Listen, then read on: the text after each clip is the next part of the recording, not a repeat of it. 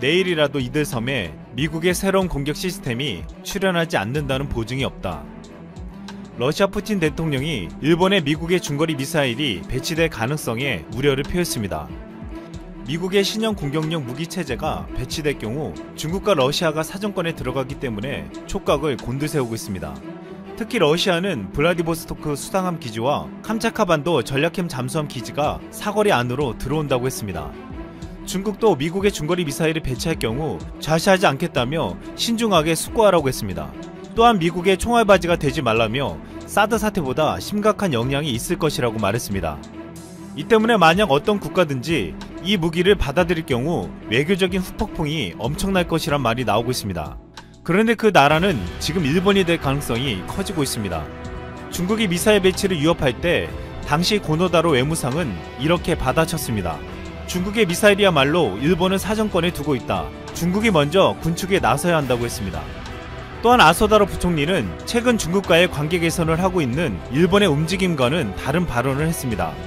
일본 시사외관지 문해춘추 2020년 1월호 인터뷰에서 이웃나라니 한국과 사이좋게 지내자는 식의 일부 논조가 있지만 세계에서 이웃나라와 관계가 좋은 나라가 있느냐고 반문하며 이어 이웃나라와는 이해가 충돌한다. 인도나 미얀마도 국경을 접하고 있는 중국과 사이가 좋지 않다고 했습니다. 그러면서 일본과 중국과의 관계도 같다며 일중우호라고 말하지만 우호는 단순히 수단에 불과하다고 강조했습니다. 지난 10월 러시아와 중국의 반발에도 일본은 미국과 신형 중거리 미사일 배치를 협의하고 있다는 보도가 나왔습니다. 아사히 신문은 미군 간부를 인용해 미 정부 고위 관계자가 방일해 방위성 외무성 국가안전보장국 간부와 만나 신형 미사일 배치에 대해 앞으로 어떻게 할지 의제로 올렸다고 보도했습니다.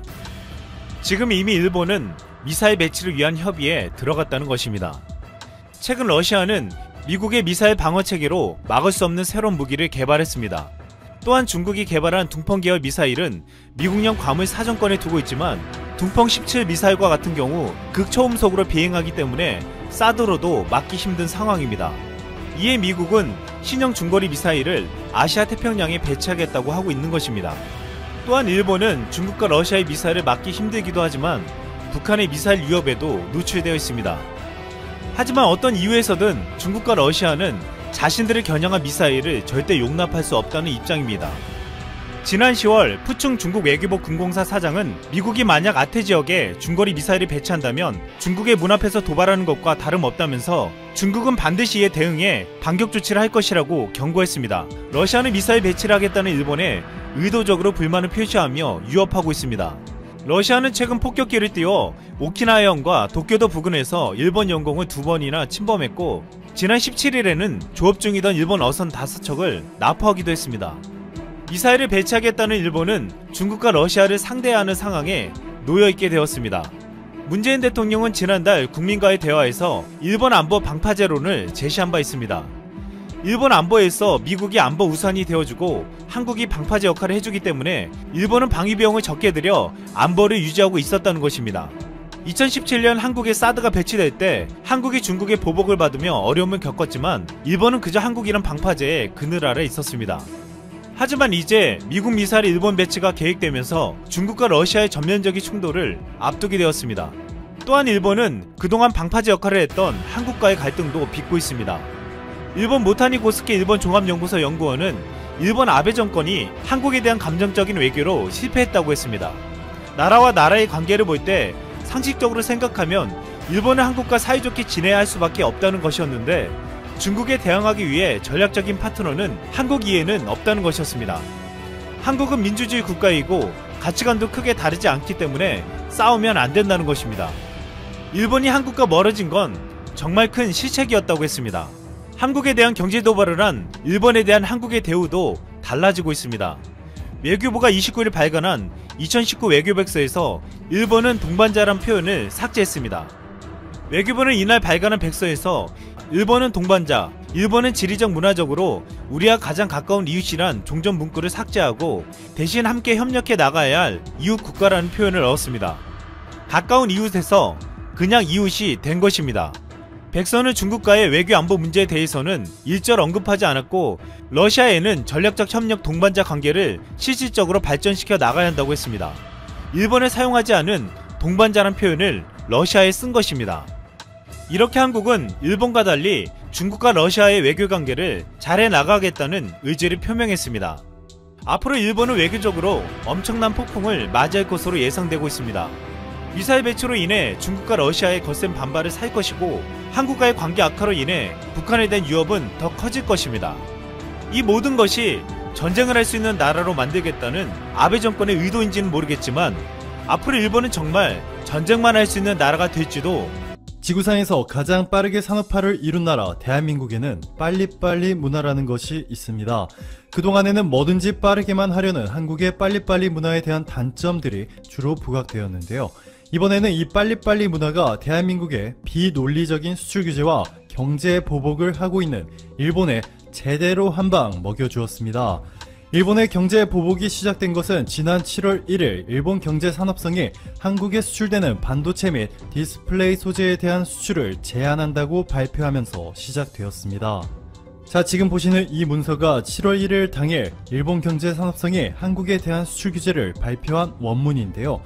듣다가 분노가 끓어오르겠지만 제대로 시원한 결말이 있으니 참고 끝까지 들어주시면 감사하겠습니다. 일본 경제산업성은 이렇게 말합니다. 일본 정부는 관계 부처 간 신중히 고려한 결과 한일 신뢰 관계가 크게 훼손되었다고 말할 수밖에 없다. 수출 통제와 규제는 최고의 신뢰 관계 속에서만 해결될 수 있다는 점을 고려하였을 때 일본 경제산업성은 수출 규제를 강화하기로 결정지었다. 그리고 최근 경영이 미흡한 일본 기업들이 한국에 수출 민감 품목들을 수출하고 있는 것을 발견하였기 때문에 특정 통제 품목과 기술에 대해서 보다 엄격한 절차와 규제를 적용할 것이다. 정말 어이가 없죠. 여러분 몸속에 있는 100조 개의 세포를 모두 깨워 분노라는 감정의 끝이 어디인가 일깨워주는 듯한 소리인데요. 한국 전체 GDP 1900조 원 중에서 무려 23%, 가장 높은 비중을 담당하는 반도체에 타격이 될 것으로 생각했던 반도체 핵심 소재 불화수소, 포토레지스트, 폴리이미드의 수출을 막아버린 것이죠. 보시면 포토레지스트와 폴리이미드는 일본에 대한 수입 의존도가 90%가 넘을 만큼 한국 기업들이 일본 기업들에 대한 의존도가 심했습니다. 일본 입장에서는 당연히 한국 기업들이 일본 없이는 반도체 생산이 불가능해질 것이라 생각했을 텐데요. 일본의 예상과는 다르게 한국 기업들이 국산화에 성공하고 중국, 러시아, 독일 등에서 대신 공급하겠다는 소식이 전해졌습니다. 이와 관련한 소식들은 최고 수익률 유튜브 채널에서 수많은 일본 관련 영상들을 통해 확인하실 수 있습니다. 한국 기업들 입장에서 가장 우려했던 품목은 바로 불화수소죠. 일본에 대한 불화수소 의존도는 보시는 것처럼 세 품목 중 가장 낮습니다. 다른 것들은 90% 이상인데 불화수소는 44%가 일본, 이보다 더 많은 46%가 중국입니다. 자, 그런데 중국산 불화수소는 순도가 낮기 때문에 반도체 공정에 사용할 수가 없습니다. 반도체 공정에서 불화수소는 회로의 모양대로 깎아내리는 식각 공정과 불순물을 제거하는 세정 공정에 사용되는데요. 순도 99.999%는 써줘야 결함 비율이 낮고 제품의 품질도 보장이 되는 것으로 알려져 있습니다. 일본이 노린 것이 바로 이것이겠죠. 중국이나 러시아에서 제 아무리 불화수소를 구해도 순도가 낮아 반도체 공정에 사용하지 못하니까 일본이 수출해주지 않으면 삼성과 SK의 반도체 수출에 큰 문제가 생길 것이고, 그렇게 되면 한국 전체 GDP의 20% 이상이 흔들리기 때문에 공포감을 느낀 한국이 일본이 요구하는 모든 것을 들어주어야 하는, 이 정도 수준의 아베 총리의 논리가 있었다고 볼 수 있는데요.